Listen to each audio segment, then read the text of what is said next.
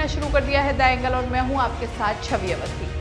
दोस्तों, यूं तो अगले साल की शुरुआत में 5 राज्यों में विधानसभा चुनाव होने हैं, लेकिन सबसे ज्यादा जो सरगर्मी है वो इस समय उत्तर प्रदेश विधानसभा चुनाव को लेकर बनी हुई है।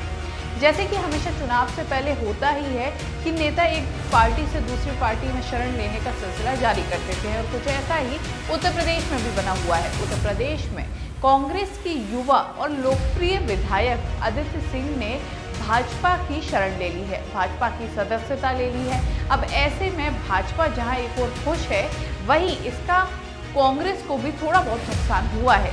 लेकिन क्या कुछ है समीकरण अदिति के भाजपा में जाने के बाद, और क्या कुछ रह सकता है चुनाव में, देखिए हमारी खास रिपोर्ट। यूपी में भाजपा के प्रदेश अध्यक्ष स्वतंत्र देव सिंह ने अदिति सिंह को पार्टी की सदस्यता दिलवाई। इसके बाद से भाजपा इसलिए बहुत खुश और उत्साहित नजर आ रही है क्योंकि अदिति उस रायबरेली विधानसभा सीट से विधायक थी जो कांग्रेस का गढ़ मानी जाती है। ऐसे में भाजपा मानकर चल रही है कि उसने कांग्रेस का किला ढहाने की पहली सीढ़ी तो पार कर ली है, और पार्टी का मानना है कि इस सीट पर अब उनकी परफॉर्मेंस में निश्चित रूप से सुधार देखने को मिल सकता है। अदिति भाजपा में तो शामिल हो गई, लेकिन एक बात समझने की ये भी है कि जो रायबरेली की सीट है वो कांग्रेस की परंपरागत सीट रही है, और लगभग 30 साल से ये सीट अदिति के परिवार के ही पाले में आई है।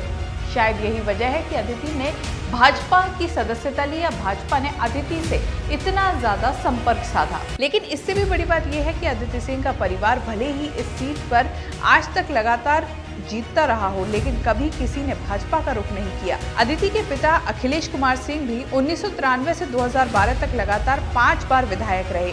इनमें से 1993 से 2002 तक वे कांग्रेस के टिकट पर चुनाव जीते, 2007 में निर्दलीय और 2012 में पीस पार्टी से जीते। यानी 5 में से 3 बार उन्हें जीत कांग्रेस में रहते हुए मिली। इस तरह उनकी इस जीत की हैट्रिक में कांग्रेस के हाथ का भी बहुत बड़ा योगदान रहा है। ऐसे में जब उन्होंने अपनी जगह अपनी बेटी अदिति को चुनावी मैदान में उतारने का फैसला किया, तो उन्होंने भी फैसला किया कि वो कांग्रेस से ही चुनाव लड़वाएंगे अपनी बेटी को, और अदिति को कांग्रेस के टिकट पर चुनाव लड़वाया गया। अदिति जीत भी गई।